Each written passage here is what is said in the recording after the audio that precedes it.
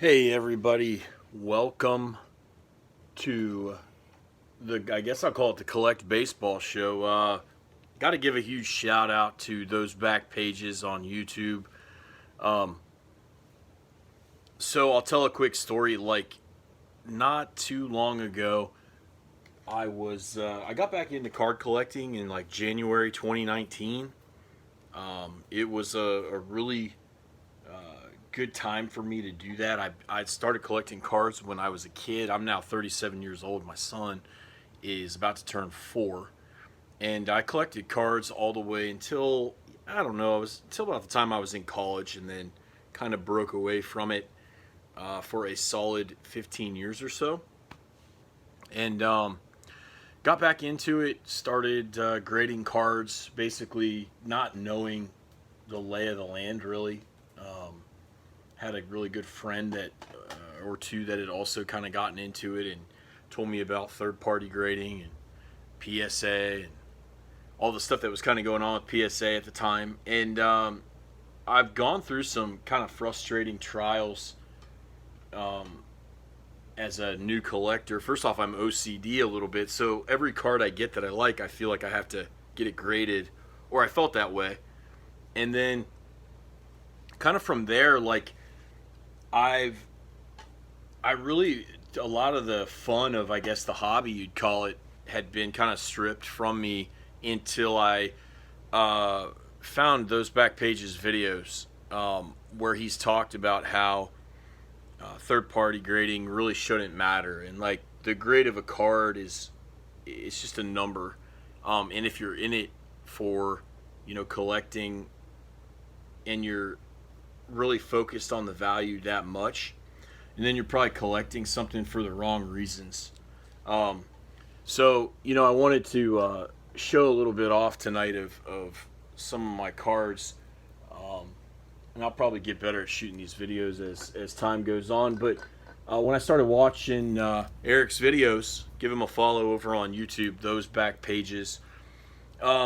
Really, I guess like he's kind of, I don't want to say mentor, but like I've taken a lot of inspiration from what he says, because truthfully, I was ready to kind of sell all my stuff and get out of the hobby a few times. I got like some nines back, which I'll show like one of them, but I've sent a bunch of valuable cards to PSA, and let's say I've sent like 20 to 25 that I really had looked over closely myself, and then had my boss who collects look over them too for me, and he said, this it looks like a 10 to me, and I get them back, and like all 20 out of 25 of these cards, I've probably hit a 10 on 2 of them, and a lot of times, there are reasons. It just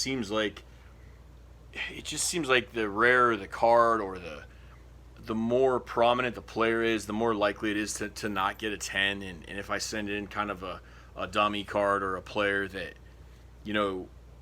isn't as prominent in the hobby or value wise, it's a pretty easy 10 fresh out of the pack. And I was getting really, for lack of a better word, ticked off, and kind of ready to just call it quits. And then so I found Eric's videos, and one thing I like about his stuff is like sometimes like you don't have a direction in collecting, and like I more than ever now, like I personally don't.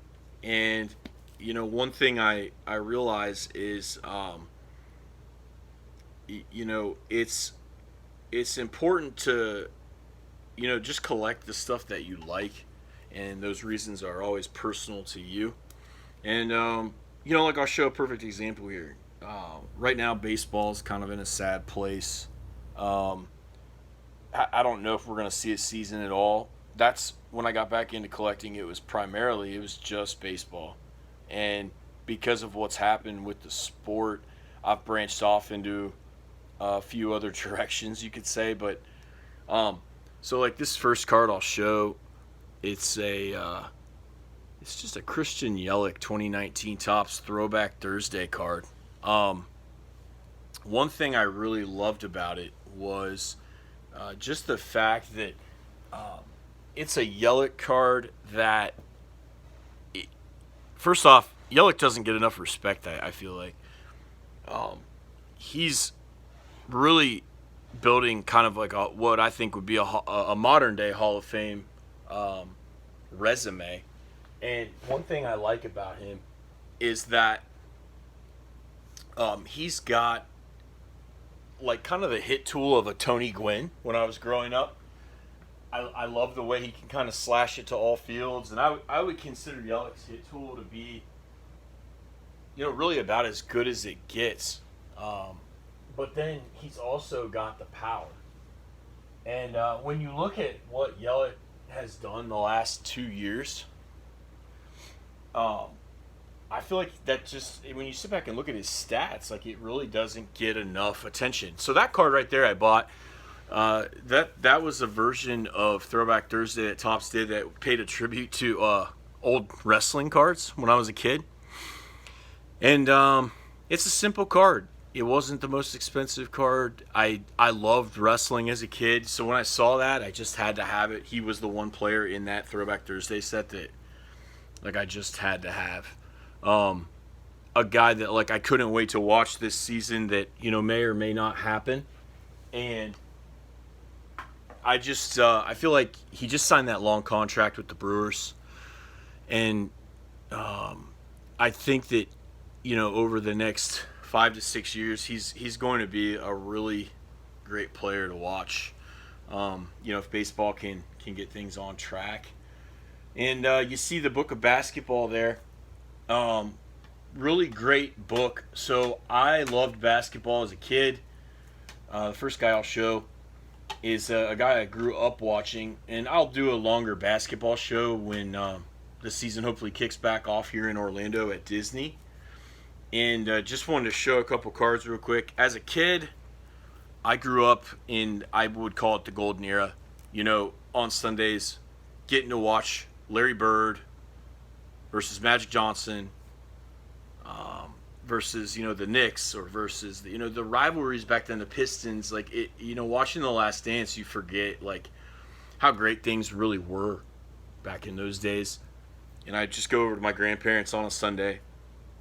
And to touch on that book real quick, it is actually, a friend gave it to me.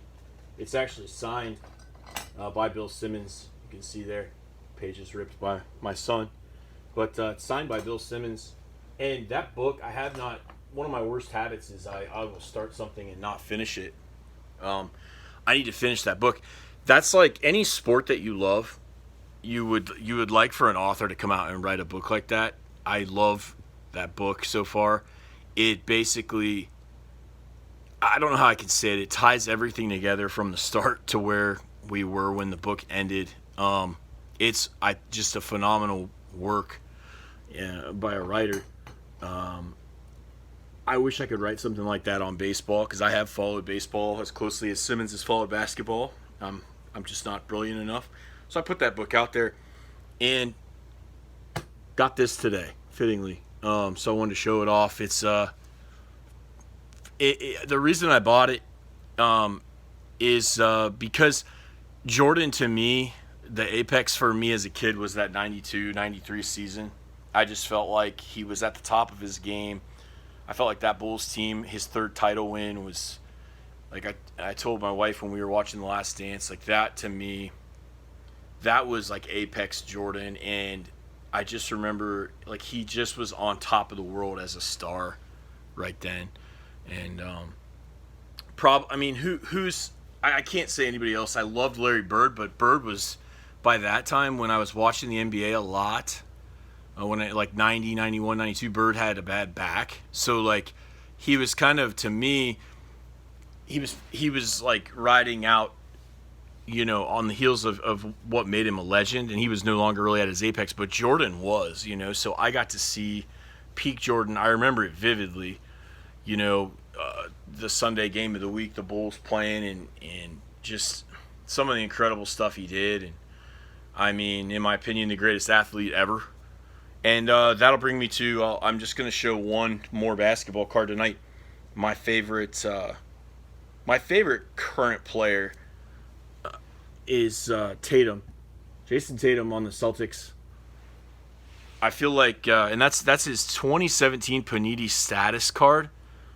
Um, bought that card just because I like the look. It's by no means, I had never seen it before on Instagram or any social media or anything like that. But when I saw it, I was just like, that's a beautiful card. And I think that another thing, like when you collect, like one of the most important things that I think you can do is if you like the look at the card, you know, really that's all that should, like, that if you like the player and you like the look at the card, like that should be the bearing of, you know, why you collect it. I mean, I didn't know the value of it, but when I saw this card, I bought it. I picked it up in a 10. It wasn't like a bad price at all, especially for what Tatum stuff goes for. And I like Tatum a lot. You know, I love the Celtics, like, tradition, history, through the years. I think they have the coolest tradition in basketball. And I was like thinking about Tatum during the playoffs. I think it was 2 years ago when he was a rookie against the Bucks. I'm like, this guy has all the makings to be a star, and you know he had a pretty good playoff then. And as things have continued, at the beginning of this year, I was like, I don't know why everybody's on Zion and just Zion and Luka. It seems like because, you know, to me, a complete outsider, I'm like, this guy has everything that it takes, and he's on a solid team, and I could kick myself for not. I just wasn't collecting basketball a lot until baseball really went south, and I did pick that Tatum up, and cannot wait for him to play in this Orlando restart. I think that he's going to have an MVP year or two in his future, and I think he's going to be one of the guys I follow the most closely as basketball goes onward here. Really beautiful card, Panini status. Can pick these up pretty cheap, raw. I mean, I see them for a couple bucks, you know, and that's a great card to have in a slab, I feel like. Shout out Jason Tatum. So here's the card I was talking about that, you know, like, going back to ThoseBackPages, you can't just pay attention to the grade. You got to love the card and love the player. I'm a sucker. My favorite baseball cards right now that I've ever seen are the top silver pack 84 throwbacks. So 84 was like my favorite set, and you know, made legendary by the Gwynn rookie, of course. And so when those came out last year, I bought like all of them, and I really took to the orange for some reason. They're numbered to 25. That's a Vladimir Guerrero Jr., who I've heavily collected autograph. And I thought for sure more than anything that would hit a 10. I've sent in 4 Vlad autos. All of them I really thought I had a shot to hit a 10 on. They all hit 9s. And on this one, I really kind of broke my heart because, again, I don't know what kept it from being a 10, but trying to focus more on the fact that I don't really care that it's a 9 instead of a 10, because it's not something I ever will really look to sell. I mean, it's just a beautiful card. I mean, to me, it looks perfect, and I guess that's all that matters, you know, is it's a guy that I think has a huge future ahead of him. He could be a star in 3 countries. I think I own more Vlad cards than any athlete right now. I'll put up another one here. That's a Bowman's Best Atomic Refractor. And try to get a better angle here under the light. But, you know, one thing I love about that's got the kind of look to it of you know, the top series, the top Sapphire, and it's a fraction of the price. So if you can find those Atomic Refractors, that's the card that I really like a lot. I was really looking forward to Vlad this year. I think he got into great shape, and I feel like he's a guy that's if they don't play this year, I'm gonna be sad that I don't get to see him play, because he showed flashes last year in around this time he started to take off. It's funny, I mentioned him tonight and throw a few of his cards out, because a year ago tonight he captivated us all with that power in the home run derby. What did he hit? Like 91 home runs or something insane like that. I just really feel like the best is yet to come. He got into great shape, and he hit a couple home runs in spring training before the shutdown. I feel like he was about to be what all of us who want him to succeed, who loved his dad, Vlad Sr. And, then the COVID hit. Here's another one of those kind of cards that I really thought it had every chance to hit a 10, and, I just got a 9 on it. That's a gold snapshots Topps Archives. I don't think Archives gets enough respect. But that hit a 9. I just think it's a beautiful card.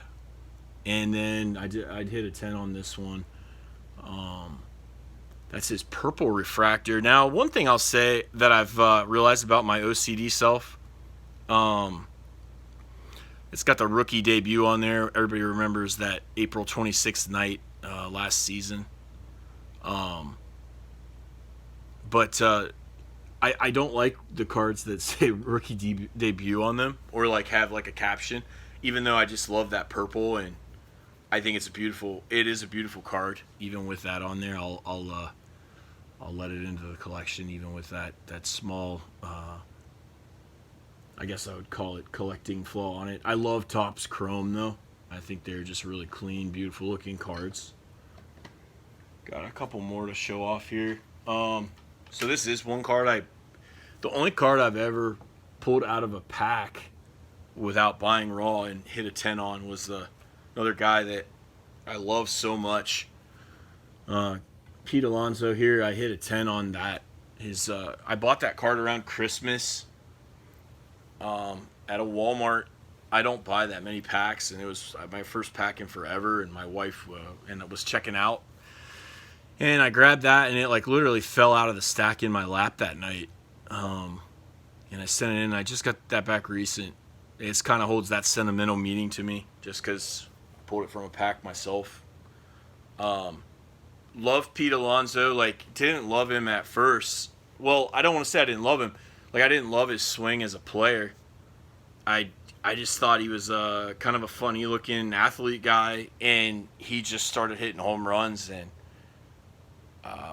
around late May of last year, I traded for him on my fantasy team, and he likes Whitesnake and just likes to hit home runs. And I really like Pete as a guy. This is his, and I just realized that it's got a crack in the slab. I need to look into getting that recased. That's weird. This is numbered to 76. It's this Independence Day. Love those. That's the only one I own of those. Those are pretty pricey. And, glad I picked that one up when I could. Got those twin Alonso Topps update rookies. Couple more to show off here. Got Mike Trout. Just got this back recently. It hit a 9. Got that last, I think it was around Thanksgiving. It was the Cyber promo. I always think those are cool. I've kind of been in love with those since I got back into collecting. Both the 2018, I think it was Cyber Acuna. It was one of my first cards I bought when I got back into the hobby. And I love that Trout. I just love the look of it. Got that straight from Topps. And go with picked up a Timmy Raines rookie. I got this on Canada today, so I got this July 1st. Hall of Famer. What can you say? As a kid, RBI baseball, he's one of the first names I knew in baseball. I think the Expos are so cool. Got that great Expo uniform there. So much to like about that card. It is a Donruss. Going back then, Donruss, I guess had some pretty cool baseball cards, but I just love the look of that second baseman on there. Tim Raines looks so young. That was a year before I was born. It's like, if you think about it, it just seems like we were in such a better place, both in the sport of baseball and as a country. That's I think why I love the 80s so much, because things just seemed so much more peaceful back then and harmonious in the game of baseball. And I guess let Tim Raines in the 80s be a reminder of that to us tonight. Really happy to have that card. I think anytime that you can get a Hall of Famer from the 80s or sooner in a grade that you can appreciate, it should be something that you're happy to have in your collection. I'm going to show off another couple quick baseball cards here. So this is a guy that's been a major focus of my collection, and it's not a rookie or anything. This is again throwback to 1983. Cody Bellinger, Los Angeles Dodgers, the reigning MVP. Cody's special to me because I always watch the Dodgers a ton. And I like Corey Seager and a few other guys they had. And when Bellinger made his debut in 2018, my father, who's really old, was over. He watched the Dodgers a lot with me. And Cody I think he hit a home run his debut. And then my dad came over it seemed like 20 more nights that summer. And every time he came over, it seemed like Bellinger homered. And Bellinger just grew on me. And my dad was like, my dad would always claim that was his Dodger. That was his favorite Dodger, not mine. And he's just grown on me. He's got a great swing. His swing reminds me a lot of Griffey. Beautiful left-handed stroke, and I kind of knew even when he struggled as a sophomore that he had the ceiling to be the best player in baseball, and then he went out and did it last year. I bought this card though, just because it has a unique look to it. It's got the blue. It's a 1983 throwback out of the 2018 tops. And yeah, this one, the centering is a little bit off, but I love the look of that card. It's clean. Just looks great in a slab. And picked this up pretty cheap. Another clean look. It's a Christian Yelich Topps Heritage Chrome Purple. Bought that one Saturday morning getting my coffee. I found it for like 20 or 25 bucks. I mean, again, love the look of the card and shiny. I like shiny cards. I feel like if you can pick up a Yelich for 20 bucks, I mean, heck, what's that? You spend that on a dinner sometimes. I've only got 4 more cards here. So, another, got hockey. I actually feel really good about hockey coming back just because, for a multitude of reasons. But I have always been fascinated by the Montreal Canadiens because the best sports book I ever read, or one of them, it's called The Game by Ken Dryden. If anybody out there likes, even if you don't like hockey, I still want to recommend the book to you because really it's one of the greatest works ever done by a player during a high pressure season. And Ken Dryden wrote that book when they were trying to win their final cup, and it kind of just talks about the mind of an athlete, not only in a game but in the locker room during a high pressure season. I really loved it, and I love the brand of the Montreal Canadiens. It's a bucket list thing for me to get to Montreal to see a Canadiens game.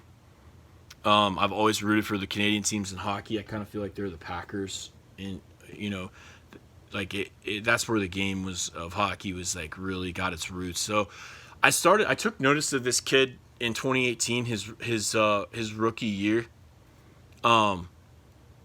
He had a phenomenal rookie year with the Canadiens, and he should get to play in their return. Jesperi Kotkaniemi he's a Sweden player. I did hit a 10 on this rookie, and I like buying OPG hockey cards. I've only got a few, but I'm going to kind of keep adding to them. Those are both OPG. One's a red border. And I think that he's got a really great future. He was the youngest player in hockey, I think, up until a little bit ago. And he had some injury problems this year. But, again, he had 15 goals or something like that as a rookie. Really really good offensive player, needs to improve his defense, but shiny card. And kind of a guy that I just noticed, and I was like, man, the Canadians have such a cool team. Like, I need a guy on that team to collect. And so he is that guy, and I'll be watching him in the restart. I like Edmonton a lot. I've watched Edmonton the most over the last 10 years, starting with the Taylor Hall days, and now McDavid. I've got a few Connor McDavid cards on the way. And obviously, if you know hockey, you know Connor McDavid's gonna have his place in history. Get one more look at that shiny purple. Really cool. So 2 more cards before we shut it down. These are, again, not going to be valuable cards. These will probably never leave my collection. Those are Topps On Demand rookie reviews. I bought those right when they came out. Probably my 2 favorite guys to collect. But got Pete Alonso with kind of the team color, the orange there. What a year he had last year. Right down to the end. It almost reminded me a little bit of, with him chasing down the rookie record, reminded me a little bit of Maguire. Chasing the home run record all time. It just kind of had that special feel to it all the way down to the last few games. And then got Vlad. I hit an 8 on that, but I mean, again, it's a nice looking card. Can never have enough Vlad rookies. I'll show them all here before I'm done, but yeah. So anyway, hopefully next time I do one of these videos, we've got some sports off the ground, whether it be basketball, baseball, hockey, or hopefully all 3. But I'll continue to kind of show little wrinkles in my collection and all kinds of odds and ends. And I think it's important to remember, like, your collection doesn't have to have a direction as long as you like it. And, like, try not to get worried about the grades, because once you start worrying about grades, it kind of becomes stressful and no fun anymore. And you know, that's really not like what it should be about. You know, you should collect because it's fun, and it takes your mind off of all the things in life that are stressful. And you know, that's really the guys that I know that enjoy it the most. They kind of stick to that. They don't worry so much about the grades. They don't get ticked off. Because if you do that, it's you just lose the fun of it. So I will pocket my on-demand rookie review, Peter Alonso, and bid you guys a good night. Thanks for your time. Please subscribe if you collect, and please just any comments you guys want to talk sports, just leave it in the comments. I'll reply to all of them. I'm always wanting to meet new collectors and know what you guys collect. And it's just always the coolest part of being in the, I guess you call it the hobby, is just getting to see all these cards that, like, we have the chance to see now that as a kid I would have to travel to a card shop to do it.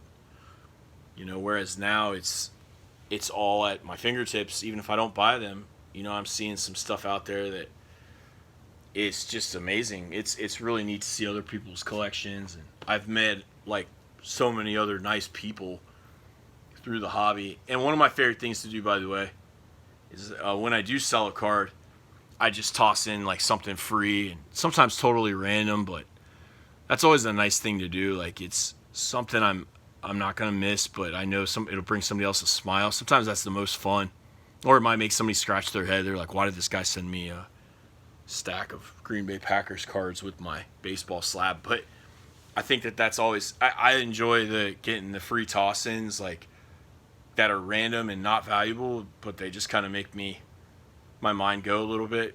I always think that's cool. And sometimes, you know, you get some really cool stuff that people just, they show you there is still a lot of goodwill left in the world. So thank you all. I wish you guys all blessings and safety, and we will do the collect show here again soon. Good night.